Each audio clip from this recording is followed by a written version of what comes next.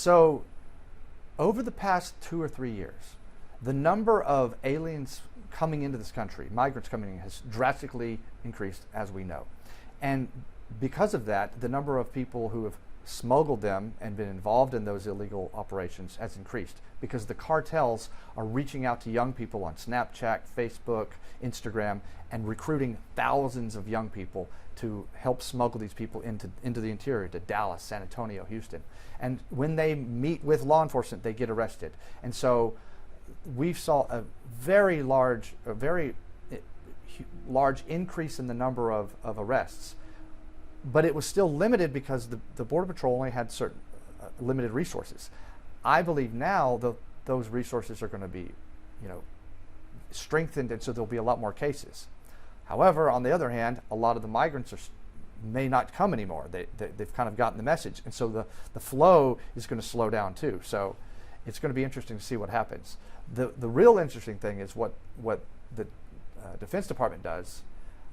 Secretary Hegseth was in El Paso yesterday, and they're talking about operations within the interior of Mexico now that the cartels have been designated as a terrorist organization. That's what's going to be interesting. I wanted to, and I don't mean to catch you off guard here, but recently we saw Governor Abbott and I believe the Department of Defense have entered into some sort of agreement that deputizes Texas National Guard members to conduct border enforcement activities, right, so long as I believe a federal agent is with them. Right. But do you see a future where this could potentially be Texas National Guard without any sort of There's always going to be a law presence. enforcement presence, right? And law enforcement has always been able to fill their ranks by deputizing people. That's not a new phenomenon.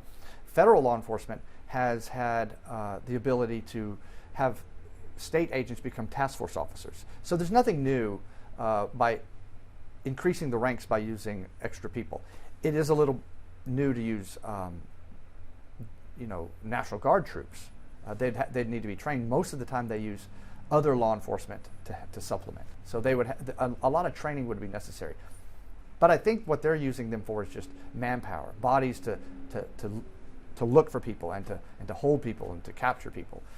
But the law enforcement efforts are still going to be led by law enforcement. Do you think, what consequences do you think we will see as a result of this collaboration between the federal government and the Texas National Guard? Well, first of all, the immigration issue is different than the criminal justice issue, right? Our immigration laws are not criminal laws, they're immigration laws. And so if a person is here and they're undocumented, they go into the immigration process and they're dealt with, and most of the time they see a judge and they have a process, and then they're deported. That's different than if someone is committing a crime. And it's not a crime to be here illegally. It's a crime to come back if you've been deported once, or it's a crime to transport or harbor someone who is not here legally.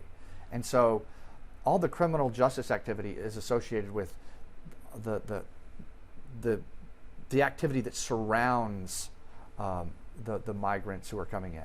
And I do believe we could definitely see more prosecution of people who are helping migrants.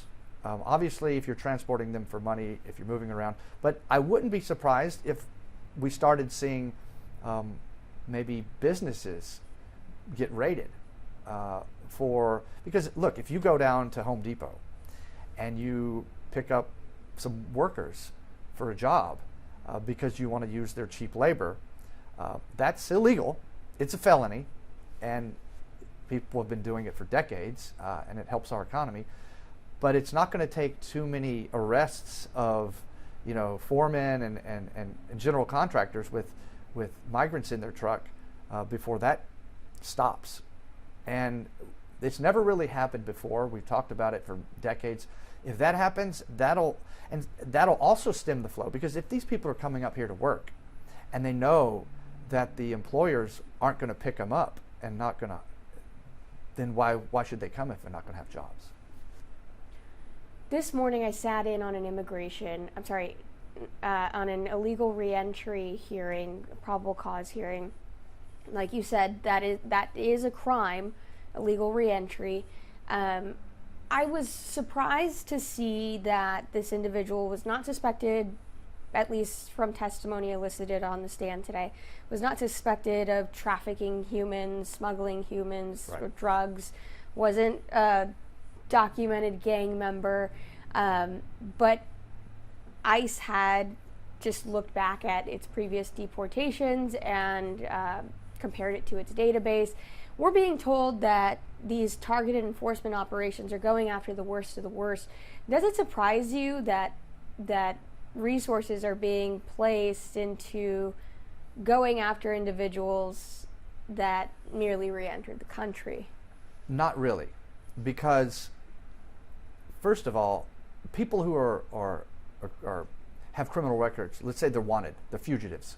Well, they're already fugitives because we can't find them, all right?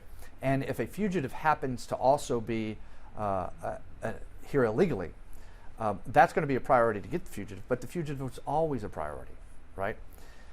So if they're trying to get as many bodies arrested as they can, one of the quickest ways they can do that is find someone who has been deported before, because in that situation, it's an easy arrest, right? It's the person's here illegally, but they don't go into immigration proceedings, which is not criminal, which is what could keep them here. They're immediately arrested for being previously deported, and that's easy to prove. It's paperwork. You were deported. You're gone. So we could see a rise of a roundup of illegal reentries, right? They find people who had previously been deported, which is a crime to come back, and it's probably the most efficient way for the federal government to capture illegal aliens and remove them, because they don't have to go through the immigration the immigration process initially. Now they will have their immigration stuff dealt with, but it will also be very quick because they've already been deported.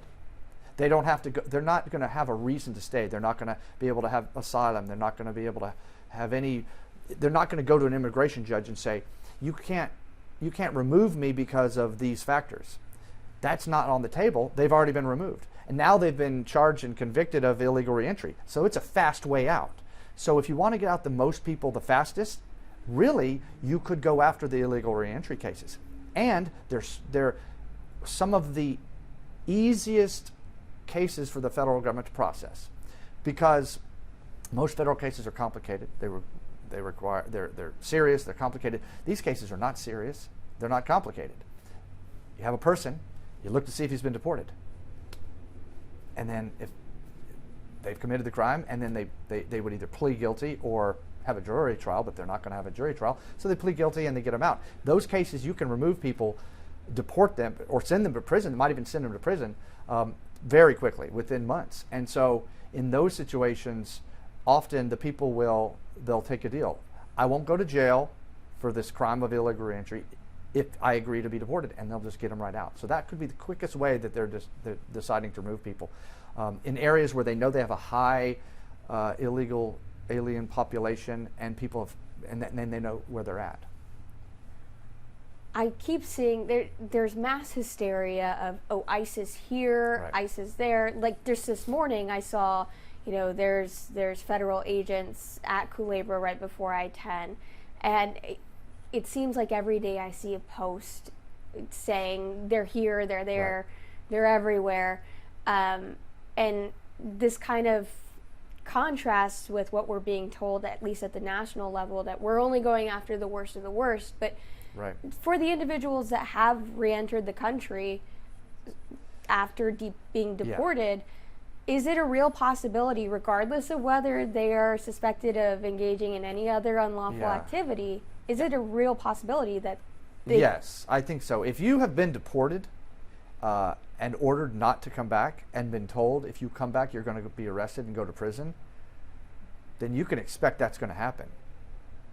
That's different than people who are overstaying a visa or who came in illegally and then now they're working. All those people, if they're not criminals. They're not committing crimes. They're regular people who have an immigration regulation problem. And if they make contact with ICE or Border Patrol, they see they have no status, they may put them into custody. In the past, in the Biden administration, they weren't putting them in custody. They're basically letting them stay out while their case was pending, which would take years. Well, now the Trump administration is saying, well, we're not going to let you out because that doesn't make any sense. So we're going to put you into custody. But still, you have a right to process, right? Those aren't criminals. Now, if you have come in illegally and then been deported, then just being here is a crime. And in some ways, that if you look at what the administration says about we're going to deport illegal aliens who have also been convicted of crimes. So that's someone who maybe they're here illegally, but they just violated immigration law. They didn't illegally reenter, and then they commit a crime and they get convicted and released, and the state maybe in the state system, and now they have a conviction, and they're also illegal. Well, that person again they're deportable, but they're not here illegal. They're not here committing a crime, and so in some ways, when they say, well, we want to go after those felons, they're the worst of the worst. That's true. I can see that. But also those illegal reentry folks, they're not the worst of the worst, but they're the easiest to deport because they're already illegal. They're already committing crimes. They're already active criminals. And that's how they're looking at it. And so I think if you've been deported, you should be careful. Last question from me.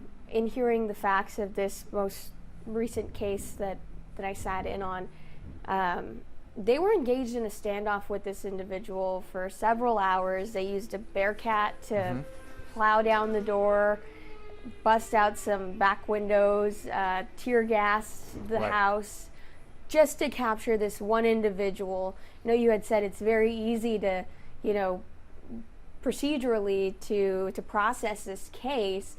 Does that surprise you to that this much law enforcement effort and resources were expended to capture one individual? Well, as a criminal defense attorney, I'm always surprised with how much law enforcement sometimes overreacts or uses too much power and authority to make an arrest.